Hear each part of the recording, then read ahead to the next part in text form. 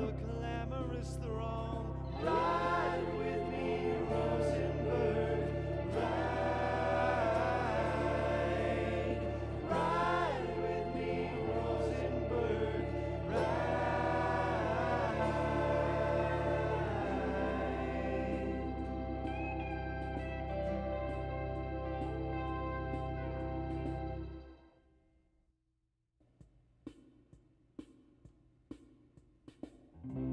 A gossip columnist made it big. Haunts the rye, protects the king. Knows not the words of the song. Pale horse come riding now. The lamp stops and takes a bow. The seventh seal is broken with the trumpeter's son. Ride with me, Rosenberg. Ride with me, Rosenberg. Ride with me, Rosenberg. Ride. Quarrel not with what you see. Dire inevitability. What feels good can't be wrong. Listen now, a melody overtakes the land and sea. Hear now the clamorous throng. Ride with me, Rosenberg. Ride. Ride with me, Rosenberg. Ride.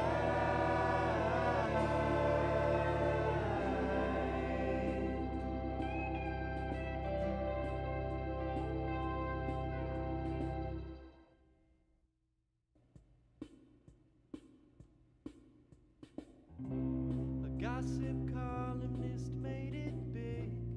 Haunts the rye, protects the king. Knows not the words of the song. Pale horse come riding now. The lamp stops and takes a bow. The seventh seal is broken with the trumpeter's son. Ride with me, Rosenberg. Ride with me, Rosenberg. Ride with me, Rosenberg. Ride. Quarrel not with what you see. Dire inevitability. What feels good can't be wrong. Listen now, a melody overtakes the land and sea. Hear now the clamorous throng. Ride with me, Rosenberg. Ride. Ride with me, Rosenberg. Ride.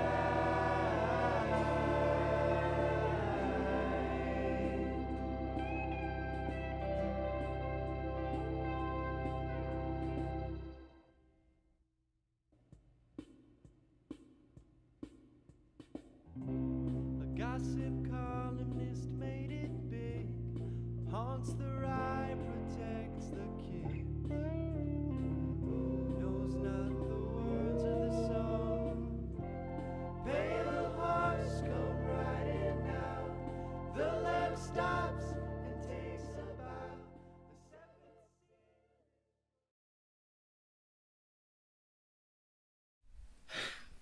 Hello, hello, hello, and welcome to another wonderful evening of live art making, doing some demos. We're demoing some art. I'm Will Pottorff. I will be your illustrator, artist tonight. Now to adjust my chair. The chair is up as high as it can go. Isn't that special? Yeah, we're gonna have some fun today. We have like, you know, a request. It's been a little while. You know, so I want to do like a quick preamble of like, yeah, sorry I haven't done a demo in forever. It was just a scheduling thing, and honestly, like, there was a lot on my plate, and just figuring that out in general it was a little difficult, but now it's like I feel comfortable again to be doing these again.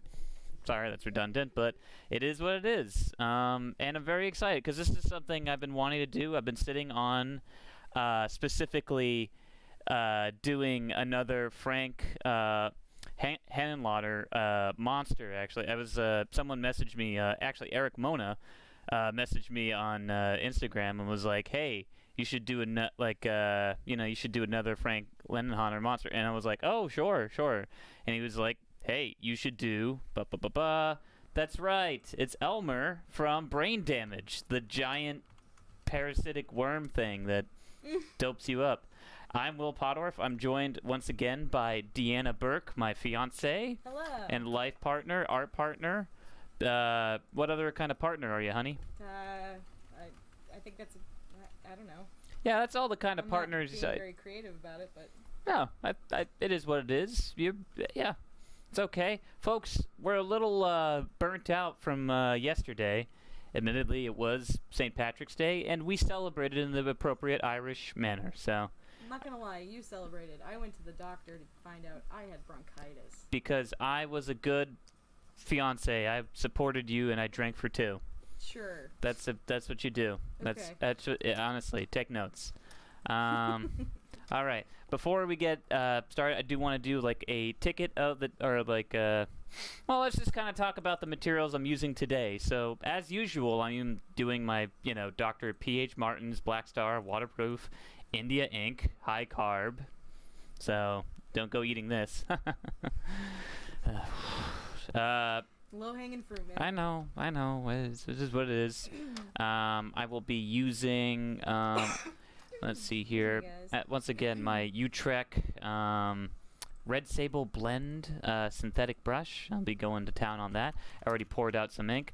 But I'm switching it up. I'm actually using a different kind of paper. Deanna did pick up this paper. I think it's a Canson pen and ink style paper. So, like, it's actually a lot smoother. It's like a smooth Bristol and stuff. Can I have some of that paper?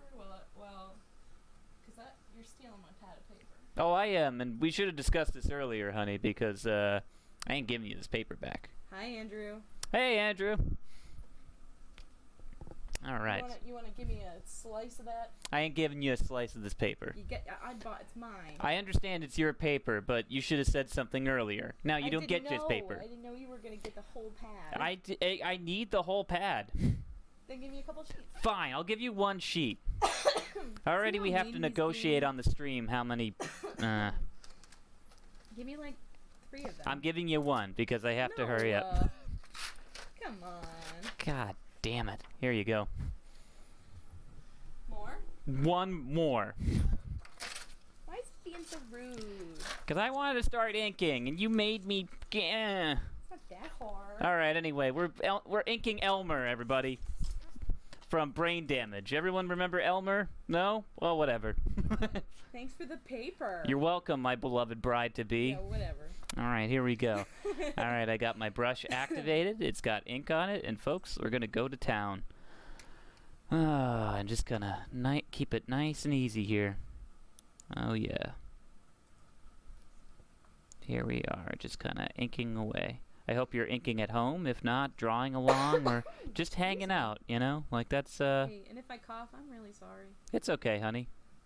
People will understand because you did just say you had bronchitis. Yeah, I do. I don't know how long I've had it, but I've had something in my chest for a while. Yeah. And it's time to get that off your chest. So, Yeah. I'm glad you're talking about that now. Yeah, so far so good. We got. Just gonna start doing the outline of this guy. And once again, I kind of kept it loose. I'm not really sure what to expect with this paper. It's not really paper I normally work on. I've been doing like Canson's comic book paper because that stuff absorbs ink in a way that I really enjoy and kind of love playing with. And so far so good. This is like very smooth, very smudgeable kind of paper. Smudge. Yeah, so I don't know. It's gonna be kind of interesting to. I don't know. So far so good. I like the grip. It's gliding, which you never really want to fight your materials when you're inking, especially, you know. It is like one of those deals of, you know, if you screw up your ink lines and everything, you can screw up the whole piece, so you really don't want to have to fight with it. You want to know what you're going to get.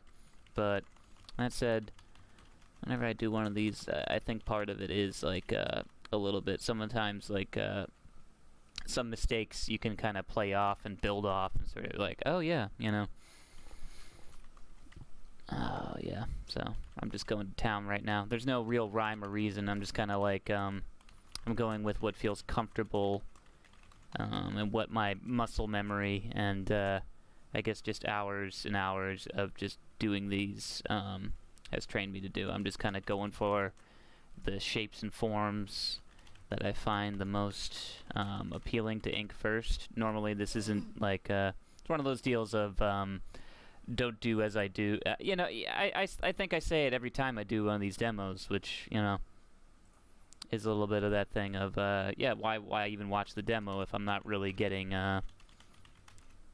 you know, proper training. But at the same time, this is just how I work, you know. How you work could be radically different, and that's okay. Honestly, all that this really is like an opportunity for us to hang out, to have a conversation about art making. I definitely will start talking about horror movies at some point. I've been watching. I'm gonna go take my cough medicine. Oh, Deanna's gonna go take her cough medicine, and while she's doing that, I'll talk about, because she didn't see most of it. I actually, if we're talking movies, I sat down and I finally, well, I saw that it was on HBO, and I hopped on, and I watched literally all 4 hours of the Zack Snyder, the Snyder cut of the Justice League movie. Hungover, so that did kind of help in the experience too, of just kind of like sitting there for 4 hours being like, yeah. And quite frankly, it wasn't bad. Interestingly enough, I was going in just kind of being like, there was a little bit of a snarky kind of like, all right, what is this gonna be, you know? I'm kind of like a little like Schneidered out, but I gotta say, from my first impressions, it was pretty good. It wasn't great, because I'm also just kind of, in general, burnt out with, like, superhero stuff in general, so I was kind of like, I wasn't sure what to expect. It was actually kind of like, oh, okay, not bad. Honestly, that's probably the best review I can give on it. It was just, like, a lot of, like, just minor tweaks that kind of just made it more enjoyable, and it was kind of a more interesting, I don't know, it did something a little weirder and different, and kind of like, I appreciated that, you know? And honestly, it kind of like, it exemplified the errors and the issues of like the first Justice League movie, but, you know, that said, it also was like, oh yeah, if you're a Schneider guy, you're gonna love this, but if you're not, there's gonna be periods of slow-mo that you're like, why am I watching this right now? This is an interminable amount of slow-mo motion. Honestly, yeah, you could understand, you know, it's like, there's a certain point I was watching and it was like, you're padding it out with the slow-mo. This doesn't need to be 4 hours, okay? There's sequences where it's like, just play this in normal speed. This would be a 2.5-hour movie. Right there. That's just a little Schneider cut, if you will. Yeah. Getting all frisky now. Especially with the ink. So, you know, hey, if you're curious, go, and you have 4 hours, go check it out. Or be sensible and not like me and watch it in chunks. I don't think it really matters too much. And honestly, like, if you're not a superhero person, I wouldn't recommend it either. I don't know. I definitely wouldn't recommend it. If you don't like superhero movies, don't check it out. But if you're like, you have mild affection for Zack Snyder and like the DC universe, go check it out. Because it was interesting. Especially compared to like all the drama that went on in the background and stuff. I think that, one more thought, and then I'll just kind of hop off it, because like, you know, I'm pretty sure no one really cares too much about the quality of the film, or really watching it or whatever. But I will say, there was like the rumblings behind the scenes between Joss Whedon, everyone's favorite feminist, And Ray Fisher, the actor who plays Cyborg, which I remember in like the original theatrical cut, Cyborg was like really kind of boring and kind of like they really did nothing with his character. And it was like that thing of when all the drama behind the scene where it's like Ryan Fisher saying like, oh yeah, Joss Whedon really, you know, didn't know how to work with people, and he was just angry with them. It was just like very like, you know, I have accusations against this guy, blah blah blah. And I was like reading all this and being like, well, I wonder, you know, I don't know, like I have no strong feelings one way or the other. And then I saw this movie and I was like, oh yeah, Joss Whedon really screwed over his entire character, because like, what was it, Cyborg's character in this new cut, it's like, oh, he's actually a character with some depth and it's fairly interesting. And it was like, oh, I could understand why that guy would be so, I mean, pissed off. And yeah. Deanna's back. She took her cough medicine, and I got done with my boring Justice League preamble. Or is it a preamble or just kind of an amble? I just kind of ambled about a 4-hour-long superhero movie that I was like, man, I really killed so much time doing that. I could have read a book in that time. Well, you lost a viewer. I don't know what happened. Oh, that's all good. Maybe that's why. Oh, well, it is what it is. What happened? What do you mean? Due to your ambling along about the 4-hour movie? I don't think so. I think they stuck around for Justice League talk. I don't know. It's also late. This is kind of like It is kind of late. I've been doing like 9 p.m. Well, this is my first one back, so I'm expecting like, oh yeah, people are probably, you know, probably busy on a Thursday night now. Things are starting to perk up. I'm probably only going to go for an hour on this as usual, but still, you know. I mean, we're cooking with gas now. I also probably switch up brushes because I realize now this brush might be a little too big for the little details I want to put in this thing. How's the ink flowing on that paper? You know what? I don't like it. Too smooth? A little too smooth for my liking. Nothing against this paper. It's a fine paper. Canson usually makes pretty solid, I mean, I swear up and down their comic book paper. Like, I love their comic book paper. But honestly, this thing doesn't really have the right amount of grip. Usually when I do these demos, too, I'm doing, like, Strathmore kind of, what was the mixed media gray tone paper, which I really love to play with. It's perfect for washes, you know. And then, believe me, I love my ink washes. I love the build-up. I love the push and pull, you know. And admittedly, this is like a little like it glides. It's just a little too glidey for me.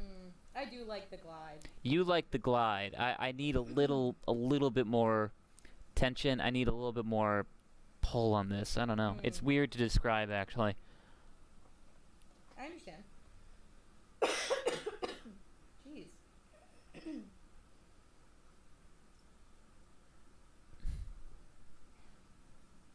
So there we go. We're looking pretty solid right there.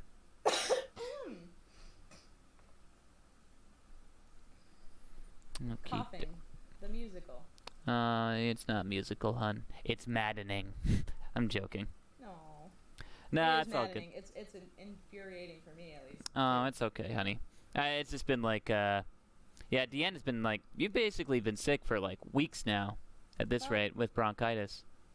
I don't know if I've been sick with bronchitis for weeks. I just don't know why I didn't feel good for so long.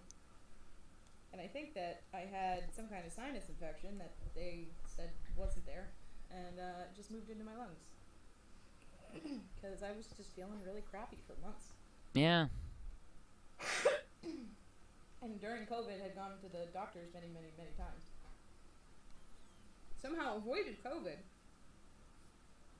Yeah, we got fairly lucky with that, you know? And we also recently, well, we got very fortunate and, like, were able to get vaccinated, which was very nice, actually. And, like, really appreciate that.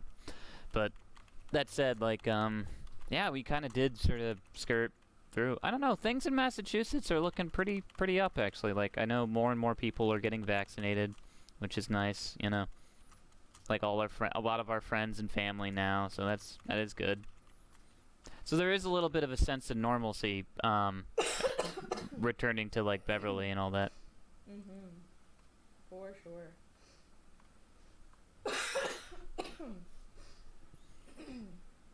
All right.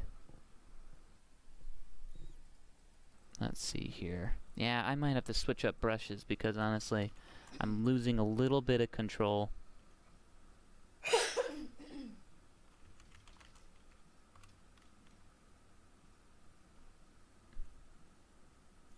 Let's see here. I'm just going to get the big part. I left this kind of face sort of blank and sort of loose and stuff, you know, for, you know, just kind of like my purposes and stuff of like, well, ultimately I'll probably go and do something with it later, but I don't know, for what it's worth, I think the focus of this piece was always going to be like Elmer, because, you know, why wouldn't he be? You know, he is a terrifying worm monster in a pretty fantastic, well, what's the word? Metaphor. I mean, watching Brain Damage, which I totally recommend, actually, if you haven't, it's probably one of the more palatable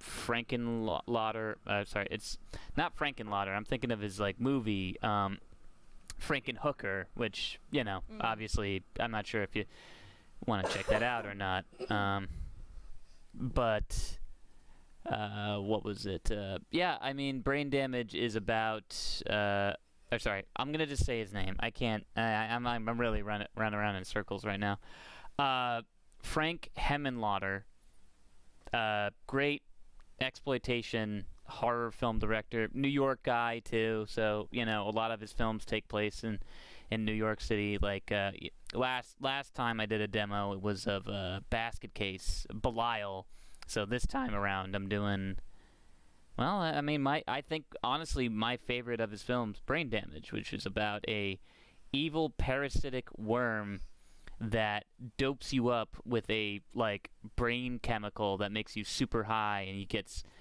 he like talks to his, like, victims, and it's like it's very intense, actually, and it is kind of like a metaphor, especially for that time period. It was like 88 when it came out. It was like, oh yeah, like crack was, like, you know, destroying our nation essentially, and you know, it kind of it basically is that. It is a metaphor for, like, drug, you know, sort of drug addiction, and it's very, I'm not gonna say nuanced, but it's handled in a way that's very kind of, like, real and oddly really disturbing, where, like, this worm is just basically on his back, kind of, like, you know, telling him, like, you know, hey, you gotta get, like, you know, get me a brain so I can, like, I don't know, it's a little ridiculous, obviously, but, you know, it's actually pretty well done and has something to say, which, you know, I think I always like to think really great horror tries to stride for. Sometimes the horror film is just a horror film where, like, you know, like, I love all the, you know, Friday the 13th films, because those things are just murder machines that are kind of, you know, it's junk food. It's just junk food horror films, you know. But this one, I will say, it's like, oh yeah, like, it is, like, in that camp of, like, exploitation weirdness, and sort of like, let's just do X, Y, and Z, but, you know, it does try to say something, and it is kind of, it's disturbing. I find it, I feel it loosening. Well, hon. It's wonderful. That's good to know. I mean, they'll stop coughing soon. Yeah, I mean, that's good. All right. I'm just gonna, well, now I'm gonna switch brushes here. Oh, let's see here. Put that there. I'm switching it up. I'm gonna go for, well, I'm not sure if I'll whip out my, like, Winsor Newton bad boy here, but I have, I think, a smaller brush right over here for small details. I'm gonna go in here and kind of, let's see here, get in these little bitty details.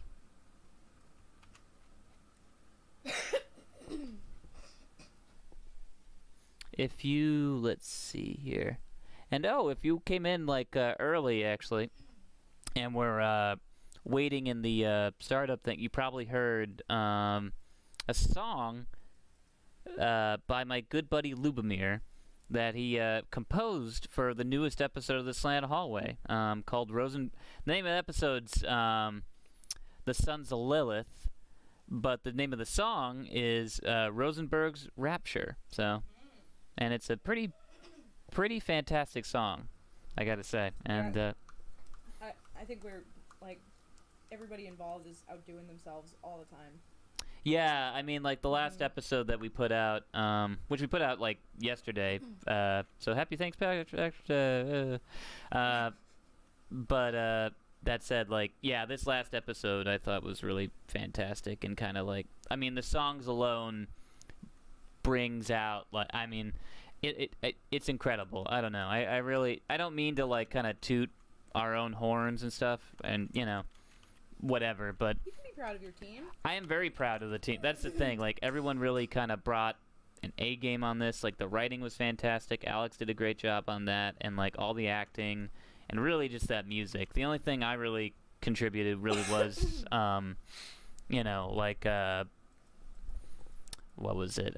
You know, I did the artwork, obviously, and really happy about how that turned out. But that said, like, Lubomir alone really crushed it as far as, like, all the music is concerned. And that makes sense, because he is an incredible musician and stuff, you know. Definitely check out his band, the Missouri Pacific, you know. Which I don't know. I think they're working on a new album. I'm not sure if I'm supposed to, or when that's going to come out or not. But, you know, go check out the Missouri Pacific on, like, YouTube and Spotify, all that, you know. I love it. And I love Lubomir, and he did a great job. The song was created for the episode. Yeah, yeah. Yeah, the music was created specifically for that song, or that episode. Yeah, just in case if people want to, like, what was it, or wondering. Sorry. It's okay, honey. Yeah, people are wondering. Yeah, no, like, all the music you hear on the Slant Hallway is all composed. Well, Yeah. not all of it. Most of it. Most of it's composed specifically for that episode. If you hear anything that's I mean, like, they're oddly specific, Yeah. it's probably by like a public Lubomir. domain thing. But all the music for that episode, all the fake, like, Beach Boys songs and stuff, all composed by our good buddy, composed and performed by our good buddy Lubomir, you know? Violently talented man, I gotta say. And violently nice as well.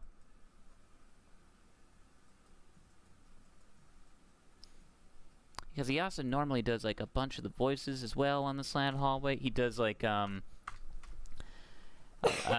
couple characters as well.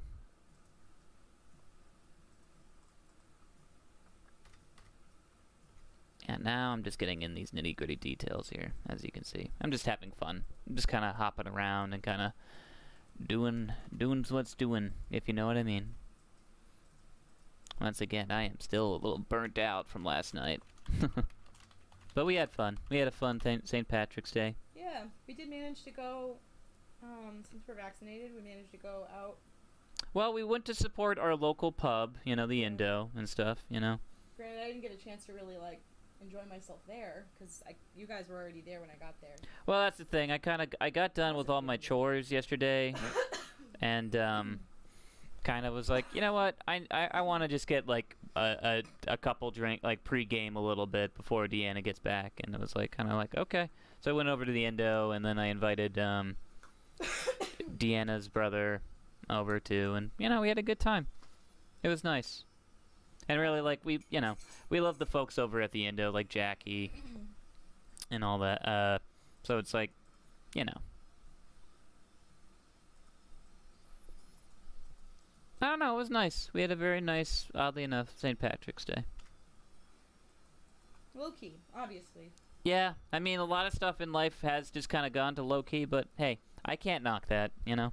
I'm very happy. I'm kind of afraid to bounce into regular life. I hope it's an easy, gradual thing, because, Oh, maybe jumping in would be fine, but I don't know.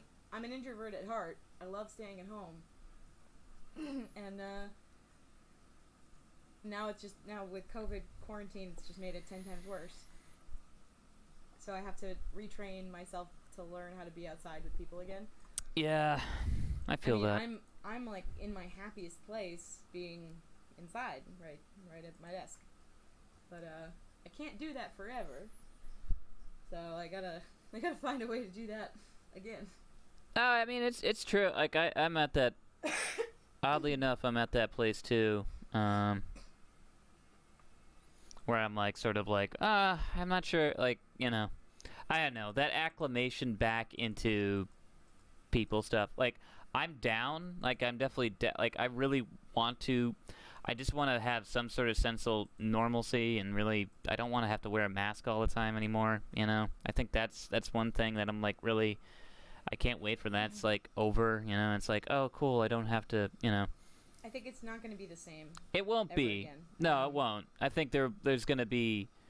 I mean, so far so good, but like, yeah. I mean, I think that honestly, I mean, this is a positive spin on it if you really want to look at it this way. I heard a lot of like, was it economists or I don't know exactly who was talking about this. Some kind of expert on financial culture and just in general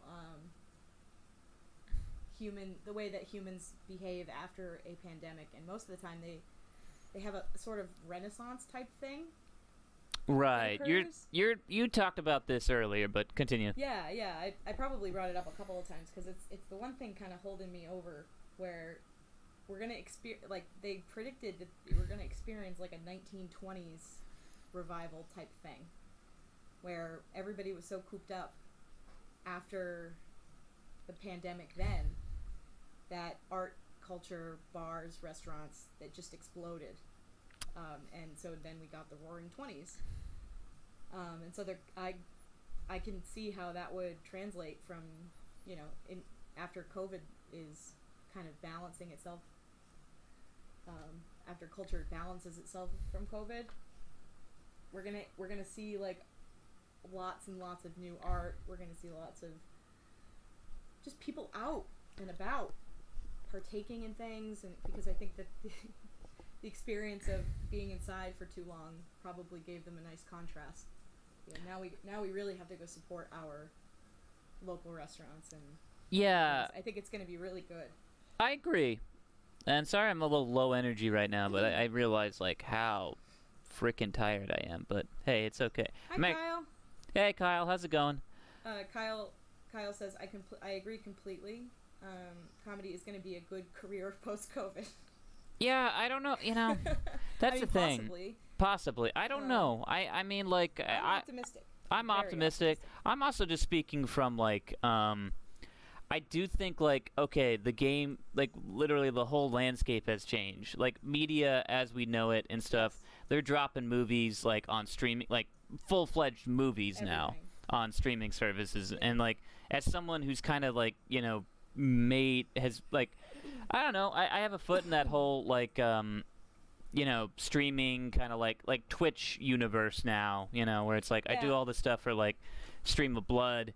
And it's like, oh, there's some part of me like that. I think it's like, oh, I guess so. This is just kind of the future, is like entertaining people this way, and it's kind of like, and the discussion on NPR was like yesterday when I was in the car coming back from X-rays.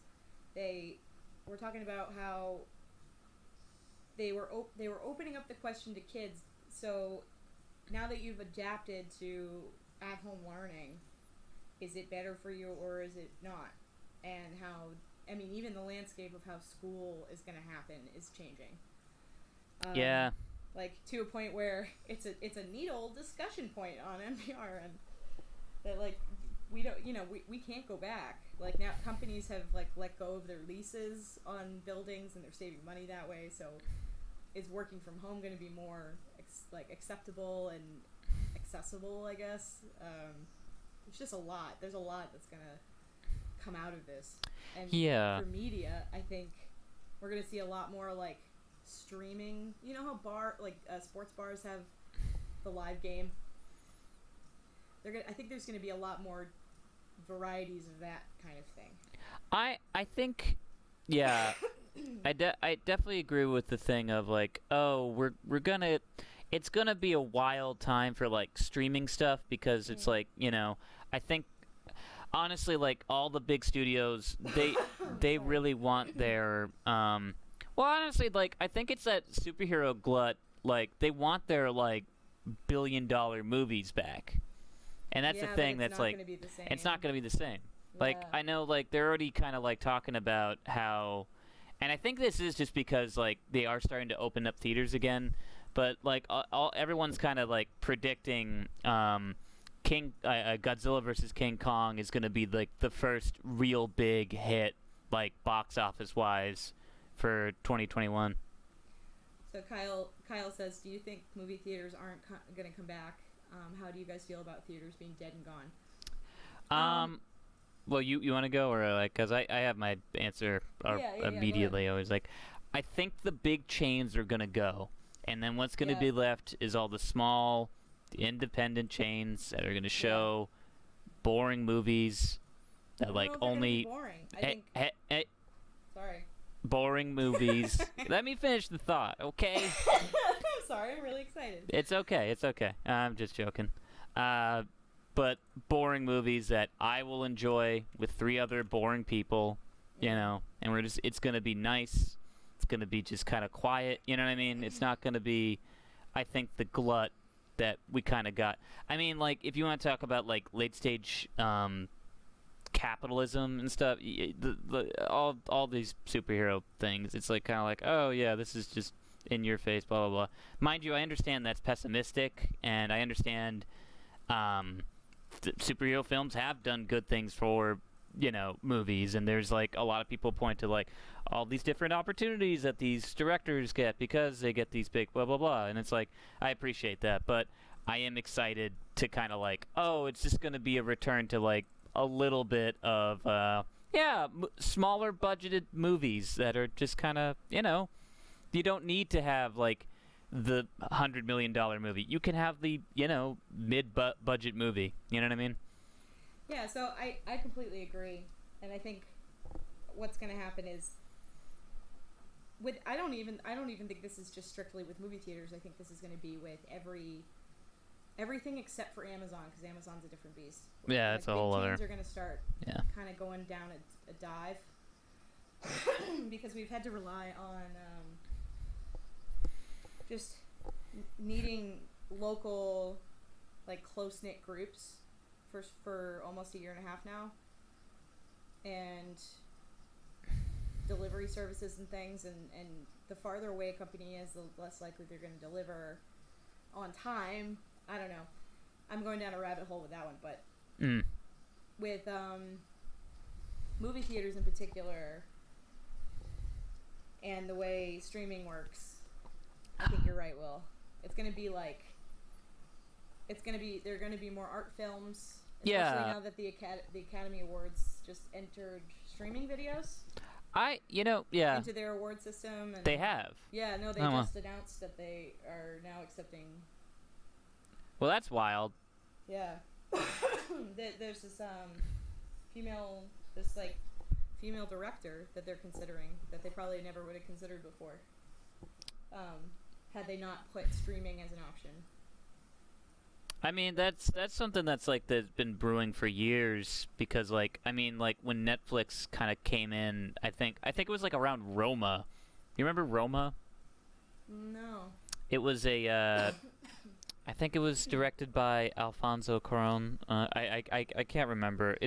He's the same director who did like Gravity and I think the 3rd Harry Potter film, if I'm not mistaken. So that kind of gives you like very cool, but he did this very intense drama that was a Netflix thing, and they like kind of had to speculate with them like, look, it has to play in a theater. You know, otherwise we're not considering it. Oh, I remember that whole thing. Yeah, I remember the controversy. I don't remember the actual movie, surprisingly. You know what? I honestly never gave Roma its fair shake, so, you know. I'm gonna leave for a second. Just cough. Oh, okay. So I don't have to keep coughing. Thanks, honey. And I can sort of see the chat from here, so I'm gonna see if I can make out your comments. I can't make out any of the comments. This is why you need a co-pilot in life, and that's, you know, Deanna Burke, you know, she's my co-pilot, but sometimes I'm her co-pilot, you know, and that's a partnership, really. And as you can see, I'm just starting to do the little details, the little suckers on the back of Alner's underside here when he kind of crawls up our main character's neck and implants that what do you call that? That drug that makes him so high that, you know, he's willing to eat human brains or get human brains for Alner to help him out. Yeah, addiction's a very sad thing, folks, you know, and thankfully I don't have one. Oh, it was like 30 seconds without one of those. Oh. Anyway, what was I just talking about with Alner and having addiction issues? Now, I do recommend, if you haven't seen Brain Damage, it's in that camp of exploitation that I love. But it's not as, you know, generally kind of disturbing and kind of like, you know, terrible area, you know, because like a lot of times, you know, some of these exploitation horror films just are like, oh, that's, you know, that's for shock value. You know what you're getting in. I appreciate those, but they're not something that you can show like a lot of, you know. That's the thing. I think it's that thing with film that I'm always kind of battling it out. And, like, I think, you know, I had a conversation with Kyle on his podcast. Kyle, if you want to plug the podcast in the chat, go for it. Yeah, I'll plug it at the, what was it? Oh, I'm so exhausted. But, yeah, we had a great conversation about exploitation films. And, yeah, I don't know. It's that thing of like, I do appreciate them, but I'm not sure if they really should. I don't know. I'm trying to distill this kind of thought in the sense of, and I wish I had like an active editor, but this is live, folks. So this is all just coming off the cuff of my freaking brain. Feels like I got a brain worm. No, it's that thing of exploitation films. Like I have a tough time where it's like I think it's just like I'm sort of geared up for what it is and stuff, and sort of like appreciate like, oh, okay, I can see what they're going for, but it is always that tough case of like, I'm not sure if I can recommend this film to literally anybody, you know, like, because I think it's a thing of like, yeah, I don't know. Well, I don't know.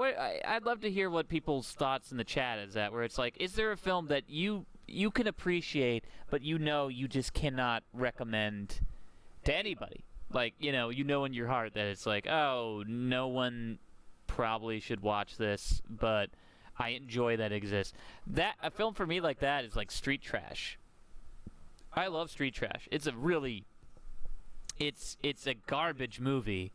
It's a very intense kind of like, obviously the filmmakers kind of went in and were, oh, let's just kind of make the most offensive kind of comedy thing on the planet. And essentially that's what they did. You know, they kind of, you know, they did not pull any punches. They, yeah, they made probably one of the more offensive movies I've ever seen. But I do appreciate that it exists. For that reason, where it's just like, oh, okay, this is garbage, but I'm happy this exists in it, and I'm not sure if this like point is really kind of coming through, or if it's really that salient. But that said, like, oh, no problem, man. Sorry, I also brought up the chat because I felt bad just kind of looking across the room, and yeah, Kyle, thanks for tuning in. But I don't know. I'd love to hear from folks like in the chat and sort of like say like what films, it's like, oh yeah, like I like this, but I understand fundamentally I can't show this to anybody.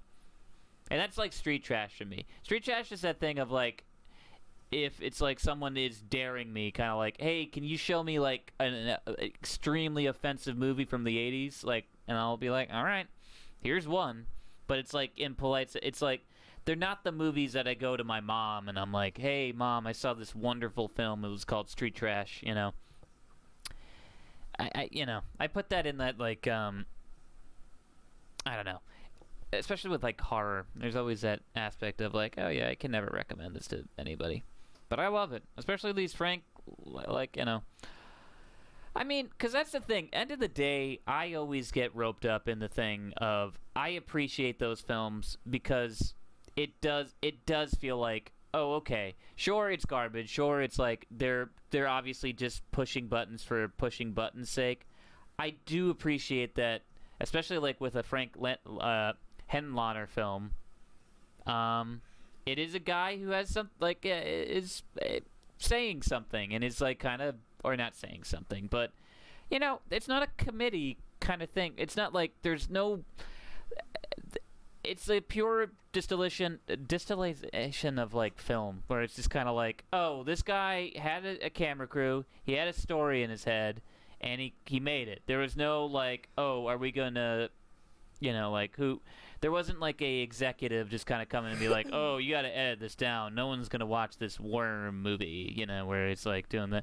It's like, and that's the nice thing about horror is that there is this level of like creative freedom because.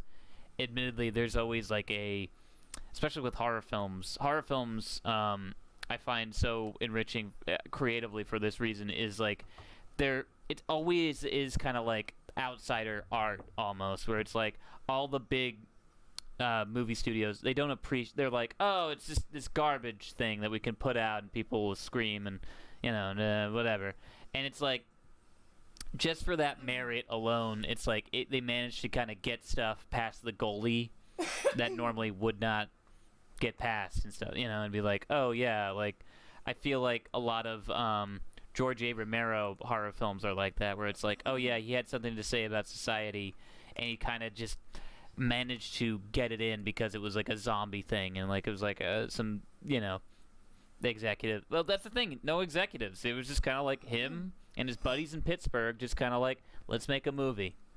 We have a mall, let's do it, And I love that, And I think that's the thing. There is a very guerrilla aspect to horror movies and horror movie making, I guess. Like, I don't know, is anybody like familiar with like Robert Rodriguez's what was it? Rebel filmmaking. You can look this up on YouTube. He does like I think it's a 10-minute like course and stuff where he talks about filmmaking and basically his style of guerrilla filmmaking, which I really appreciate. And it is like it is the essential of like the basis of like you can see like most low budget horror films do this thing of like, okay, so when it comes down to like making a movie and you have like a shoestring budget, what do? This is what you do. A guy with a cool car, write a car into your movie. A guy with a cool gun, get that guy. We have a comment here from Kyle actually. When horror is done right, nobody wants to see it. It's a complete paradox. Yeah, it's interesting like that. Oh, hon, do you want to say something, or? Oh, no, What? Oh, I just thought you wanted to tune in, like, Oh, well, no, you saw the comment. Oh, yeah, I brought that. We talked about this, like, I have a hand signal that says there's a comment, you finish up what you're saying. No, I have the comments right here, actually. I brought it up because you were in the other room. Hi, I'm back. Deanna's back, actually, and now she's yelling at me.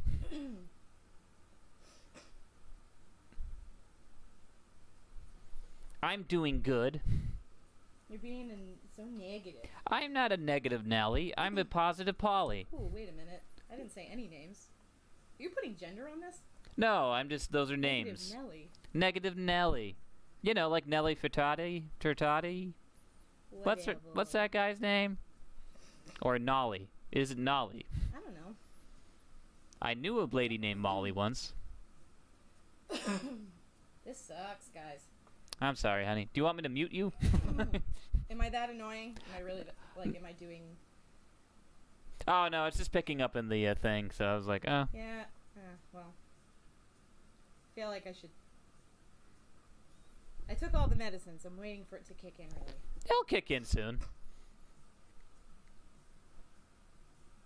Yeah, I'm just kind of like, I'm waiting on doing this because I don't necessarily know what to do with the figure. Because honestly, my attention right now, folks, is on Elmer. Fun fact, too, I am so tired. That's a fun fact. How about that? We're having some fun doing this. I love this. Honestly, I'm always down for any kind of phallic, alien-like creature. Let's You see. and I should do a trade. What do you mean? Like we should both sketch a thing and then trade. Well, that'd be fun. Honestly, like I would like to mix it up a little bit, with kind of how we do these and everything. Like honestly, like I took this suggestion from what was it, Eric Mona, who's a pretty big. Honestly, go check him out on Instagram. He's got a great Instagram of just kind of posting occult imagery and stuff like that, like books and stuff. He's big into occult and stuff. He's also a game publisher, actually, so that's pretty rad. Very nice guy on Instagram. And no, he recommended I do an Ulner, so I was like, okay, cool. He likes his Frankenlauner. Frankenlauner. Ah, man. My pronunciations, folks, not the best. Already tough as a dyslexic person, but then when you're as exhausted as me right now, it's not good. I watched 4 hours of Justice League today. It was Yeah, I tapped out. I get it. I mean, you kind of like within an hour. it's better than, like I was saying before, it was better than like the theatrical cut or whatever.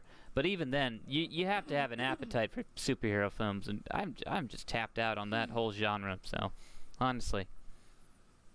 I think you were like, okay, I'm gonna do this last one. I mean, I want to watch it because just out of pure curiosity, like, oh, this was like a mythical thing. This is like it's not gonna happen. There's such a weird mystery behind like the making of that thing and like all this like behind the scenes drama. You know what I mean? Mm-hmm. That I was kind of like, well, what is the final product then? Let me check it out. And it was like one of those kind of things. It was like, all right, not bad, Kind of very similar to, and this is actually kind of a solid enough segue. We kind of went through and watched the last two, well, not the last two, but I guess the last two in the Ripley storyline of the Alien quadrilogy, like the first four before they went to Alien versus Predator and then Prometheus and all that. We watched Alien 3, which, yeah, that had an extreme, like, insane developmental hell kind of period with all this, like, behind-the-scenes drama. Yeah, you were telling me about that. Yeah. That's, like, it's fascinating. I, like, kind of kept, like, because I had, like, the box set, and they had that, like featurette that, like, talked about all the drama and like all the weirdness of just getting that thing made and stuff. Like, did you know that William Gibson actually wrote a original treatment for that movie? The famous cyberpunk what was it? Science fiction writer. Actually, he did a treatment, and then his other buddy. Actually, I forget. It's like Vincent Ward did the one where it's like. Oh, yeah, JP. It's true, yeah. He did a original pass on Alien 3 that ultimately, one of the big stories I took away from it, or the big thing I took away from, like, all these behind-the-scenes things, they eventually just kind of cannibalized all these ideas and kind of put them into one movie because after Aliens, they just didn't know what to do with it, oddly enough. They were kind of like... there was a thing of like they were like all over the place where it's like, well, we should have like more alien queens and more robot suits and more X, Y, and Z. And in the William Gibson version that he wrote, there would have been like a oddly enough like a communist edge to it. Actually, like there was like this communist faction trying to get the alien from the which is just kind of weird, but it made sense for the time because it was still like, you know, us versus Russia, you know, so it was kind of like that. All the aliens.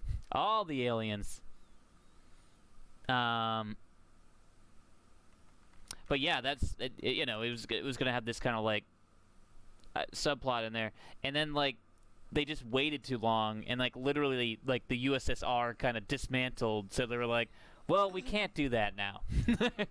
We can't really do communism just isn't a thing anymore. And then they went to ultimately they went back to H.R. Giger and this other guy. I think his name is Vincent Ward, who did the now fabled. It's actually like on a list of like great unproduced like horror, like sci-fi scripts actually, where basically Ripley, Newt, and Hicks and Bishop, they crash land on a wooden planet. And I think I told you about this. Yeah, I think so. And this is fascinating because it's like basically once again, it's all the plot elements of Alien 3 where it's like, oh yeah, we don't have weapons. We're kind of religious. They're like, yeah, because that's the thing. Like the planet, this wooden planet, is like a planet of like monks that kind of are Luddites and kind of like gone away from like using machines and stuff. So they built this like wooden planet that has its own atmosphere. It's very wild. It's very like intent. Like, whoa, that's weird. And they brought back H.R. Giger to do like some alien redesigns and stuff, and he kind of came up with this like insane kind of like, he was very like, I want the alien to be puma like a cat, which once again they used that for, you know, Alien 3, but he was like, I want the thing of like the alien not to have like the lips, the normal lips that we know. I want it to have the lips of a woman, you know, like he was and he wants like, I wanted to have like the monks and stuff. I did sketches of the monks kissing the alien and then having its proboscis come out and kill them. And he like redesigned the and he told all this. The Fox executives were just kind of like, thank you for your time. We appreciate you coming back, HR, you know, Puff and stuff. I'm sorry, Giger. But seriously, we're not gonna do any of that. And he was like, okay, bye. Okay, bye. And yeah, then eventually they just kind of like it settled on this like cannibalized plot that you got Alien 3 from. And honestly, quick review of Alien 3, not as bad as everyone says it is, but it does fall apart halfway through the movie. Yeah. Yep. Because I think we were both like watching it and being like, this is actually pretty solid. Alien 3, for that first half, very solid. Yeah, it's a different movie though. Like, it's got all the right things for an alien movie, and they tried to, but they wrote different characters. They wrote different everything. Yeah. So, and then they tried to tie it back with like the cloning. Oh well, no, you're thinking about Alien Resurrection. Oh. Yeah, see, you're jumping ahead. Yeah, yeah. Man. Because we watched both. We watched Alien 3, and then we watched Alien Resurrection. Not in a row, but like we did. Well, we did. We took a day off, and then it was like, oh, let's go. We took a day off for movies. Yeah, I mean, we wanted to space it out between, you know, Resurrection and you know, Alien 3 and Resurrection, because Resurrection takes place 200 years in the future after Alien 3. So, you know, you need that space, you know, as a viewer. You can't just hop back in. I know, I can't get my aliens crossed. You can't cross your aliens. Don't cross an alien. Can I cross the streams, though? Never cross it. Oh, Don't cross the streams. Don't jet your aliens crossed.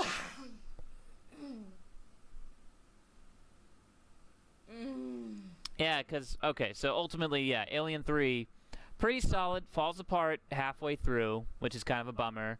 There's still some pretty solid scenes and interesting. It's David Fincher, but he disavows the whole movie. He's like, I hate working on this film It was because pretty.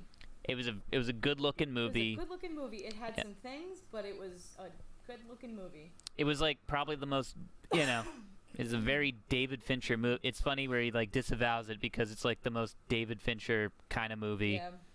Yeah. I think he probably couldn't get over that CGI. I don't even think that. You have to understand, like, literally, like, the executives were, like, up his butt about everything to the point that, like, I literally told you that that there's that one scene where, like, Ripley goes in the basement to confront the alien and stuff, and he had to fight. He was, like, fighting with, like, the producers and stuff and, like, the executives so much that he was just like, F this, Sigourney, let's just go take a camera. We're going down the basement. We're just shooting the scene. And it's, like, it's one of the best scenes in the movie. Yeah, I think this is definitely a case of, like, when the client starts getting too picky.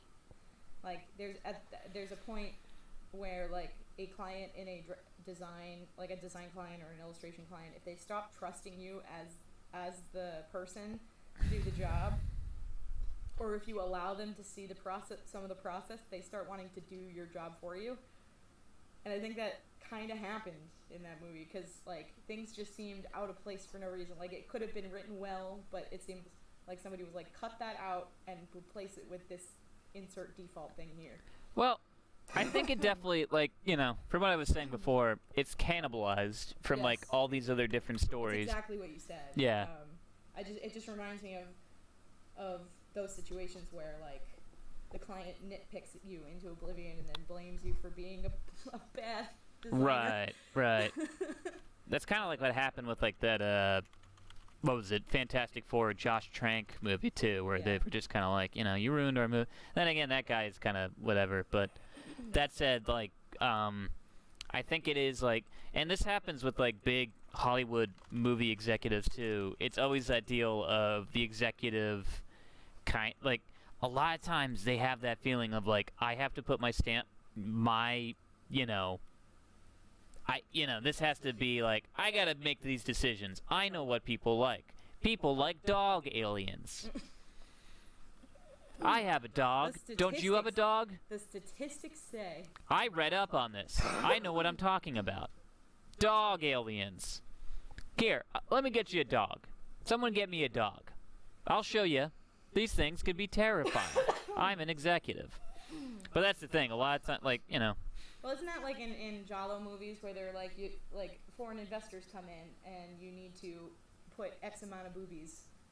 Oh, well, yeah. A lot of, like, exploitation, especially, like, if we're talking, like, that kind of stuff. Oh, yeah, I see Kyle responded. Kyle. It's not very I'm trying to do this in a way where we can make the hand signal, because I'm making a hand signal to let him know that I see a comment. Could have, like, let it flow. I don't like kind of being told what to do, Deanna. Hi. Hey, how's it going? No, you just when you see the signal, it's the two fingers or whatever. Folks, I'm not going to respond to the signals anymore. I mean, I can stop being your wingman.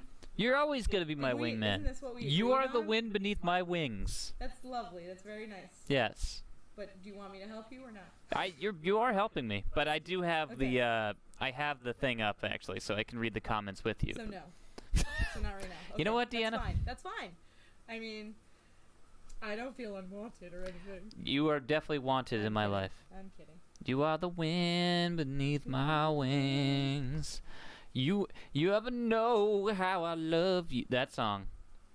I'm also tired, so, Anyway, can I respond to Kyle's question? Yes, respond to Kyle. I mean, that's my point. Okay, how about this? Wrap it up, respond to Kyle. Let's alternate words. How about this? I'm going to say the first word, then you say the second, because we're a partnership, okay? Okay, we're going to do this together. Supposedly. The. Most. Recent. Fantastic. Force. Director. Was. Drunk. On. Set. Frequently. Ha. Ha. Ha. Ha. There we go. We did it together, folks. I added another If we can make it work, so can America. Oh, you ad-libbed, huh? Yeah, I added another ha. All right, I well. sort of took some creative liberties with Oh, so you wanted that writer's credit. You're like, you know what? Oh, no, I don't want a writer's credit. No, you changed it up a little bit. We have to credit you with, like, writing a little bit there. No. That's SAG rules, man. Or is that We're screen? not part of SAG. Well, no, we're not.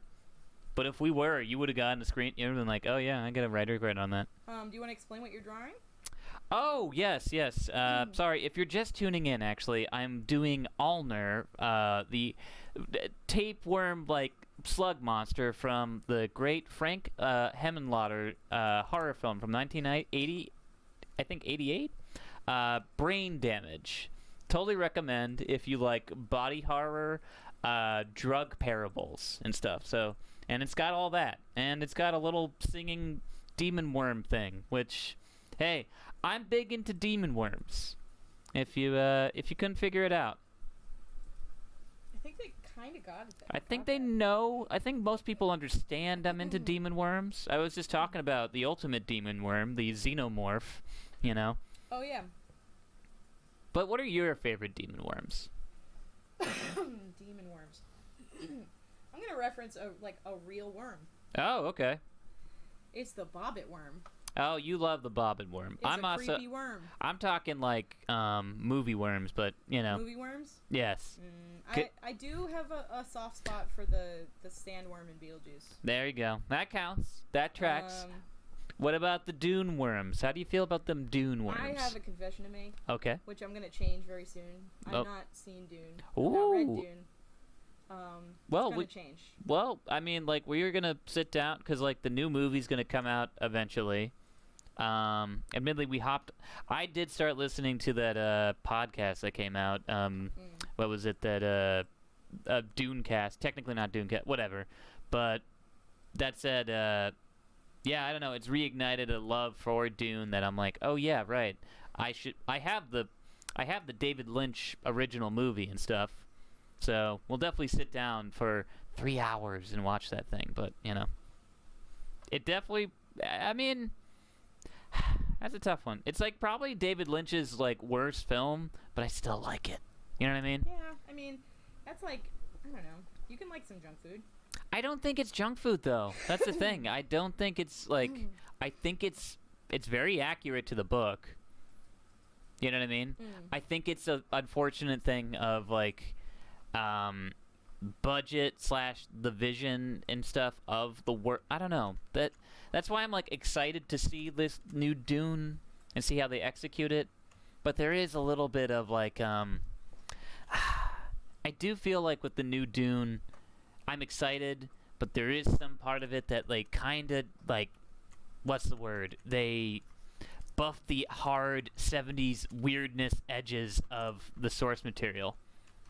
You're gonna get that in most movies, though. I know, and I know the general aesthetic now is like, you know what it feels like with this new Dune film? You know the illustrator, and probably a few people in the chat might do, you know Sam Weber? Yeah. Yeah, it kind of feels like that. You know, I love Sam Weber's work and stuff, but it's very kind of clean. It's very sterile. You know what I mean? I'm gonna put Sam Weber. I'm gonna put his links. Yeah, check out Sam Weber if you have. I mean, like he's featured constantly, like in all the, what was it, Spectrum books and stuff. Yeah. I mean, like. Oh wow, he's been doing a lot of fine art lately. Yeah, I mean that's the thing. He's like I mean he's an incredible painter, what have you. But like, every time he does sci-fi stuff, it's very like. Yeah, I don't know if you're gonna get his sci-fi stuff on this, but just. I mean, he did a great cover for Ender's Game, actually. And I think he did some Dune stuff too, actually. But I don't know. There's something about that '84 Dune that it has like all the weird warts and all of. I feel like the original Frank Herbert books was kind of alluding to. Yeah, it's looking pretty good, actually. I'm getting all this nice texture. Honestly, like, to get back to, like, the demo really quick, this Canson ink paper, you know, it's a little too smooth for my liking, but, you know, admittedly, it is kind of, you know, it is fun building up all these ink lines and stuff, you know? Yeah, I think it's, for me, like, I have a hard time with building I'm very heavy-handed. Yeah, yeah. I have a hard time building texture when, you know, knowing that I bear down when I draw. And I've tried to lighten it up, and I've tried to force myself to use tools that are smaller so that I can make lighter lines, and I've tried all sorts of stuff, but I'm just, like, at my happiest in my natural state to just, like, scribble all over stuff. And You like to scribble. if I scribble and then layer too much, then I get a lot of bumps, and the texture on paper doesn't help. Like, sometimes it helps me, but it just adds more to the painting bumps.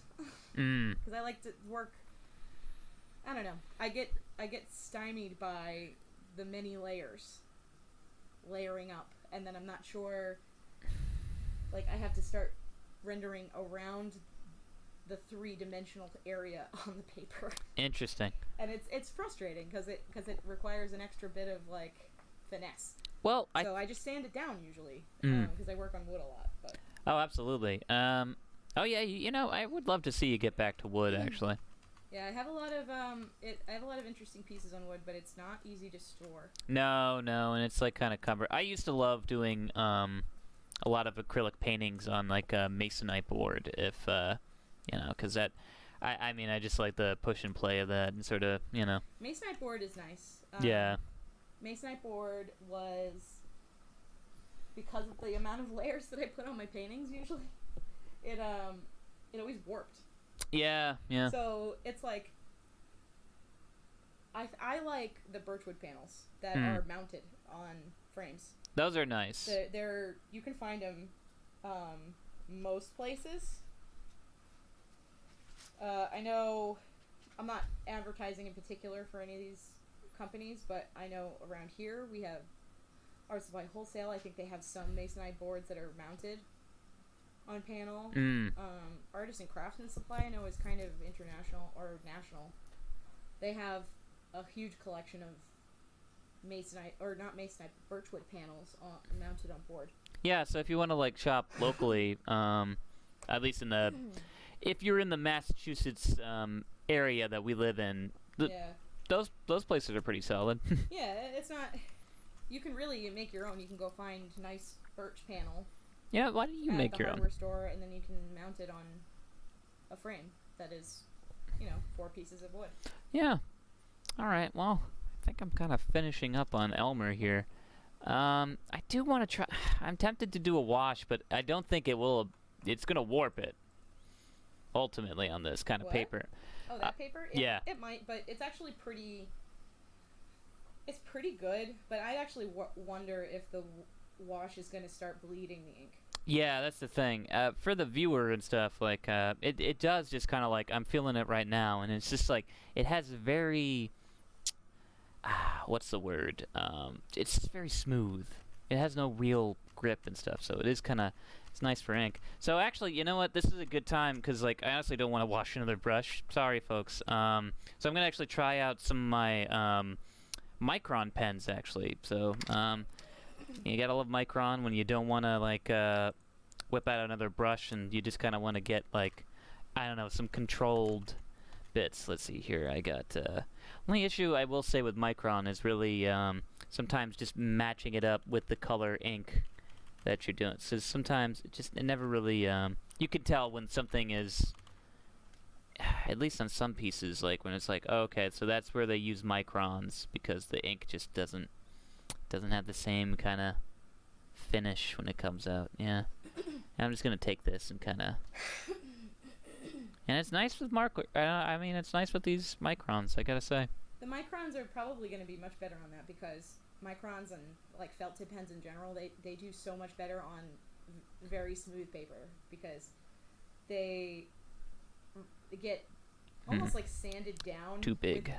With textured paper, and if you're using an absorbent paper, it dries them out faster. Yeah, that's true. I feel like I dry up, because normally I would be using, I even have a piece right here, a gray-toned Strathmore mixed media paper right here, and I love that stuff, but it does soak up and drink up all my Microns, so I use these things sparingly because, you know, ultimately I don't want to have to go to the store and pay $10 per pen sometimes, you know? Well, Yeah, maybe it's you not know, that much. That's extreme, but... I did purchase this this stuff called wetting agent. It's supposed to reduce the surface tension of water. Interesting. And so I don't know. I think it's for like ink washes and stuff like that. I wonder what it would do with inks.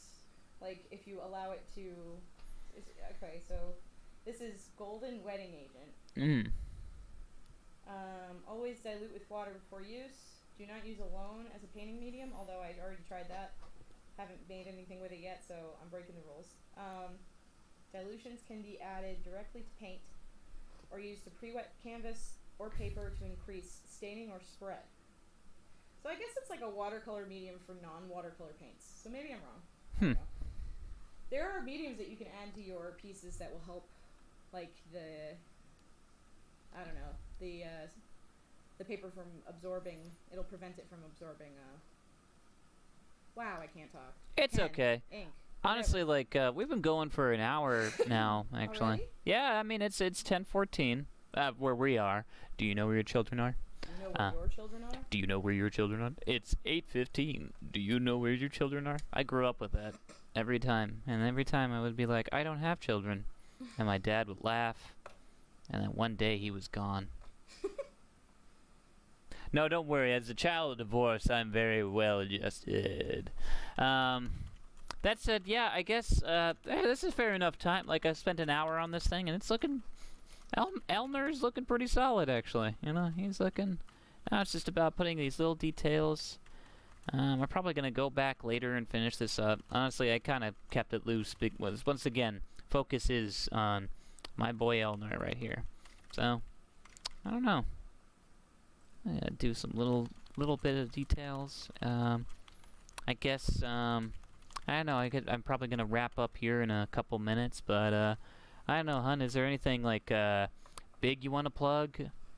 Not right now. I think, you know, I've been trying to develop this art group, but I'm not really sure what the goal is gonna be yet. Not sure if I should just rebrand, do something different, or continue with this thing that I'm doing. So I'm not going to plug that, but stay tuned. Yeah, definitely stay tuned for that. But yeah, nothing really right now. I'm trying to make myself well again, so I can work again. Seriously, especially being sick with bronchitis and stuff, has not been as easy. Yeah. Apologies for all the coughing. It's not easy. It's not I easy think to people listen to. people love your conversation. They love your presence. They love your being, Deanna. Yeah, but you being. I don't even like the coughing. Well, you know. It's okay. It's okay. I'm joking. Yeah, because I am fading? officially, I am fading, actually. I'm at that point where I'm like, now it's just kind of like, up. I don't even know. I don't even know what I'm inking anymore. Honestly, this portrait of my mother looks fantastic. I think it came out really well. I caught her eyes and stuff, you know, and her smile. Oh, mommy, no. Anyway, my biggest plugs. Let's see here. Once again, if you want to see more artwork like this, check my Instagram out, at Will Pottorff. What was it? If you want to hear me be marginally funny and stuff, check out my my podcast, The Slant Hallway, what I do with Alex Williams, Dan Butler, Lubomir Repka.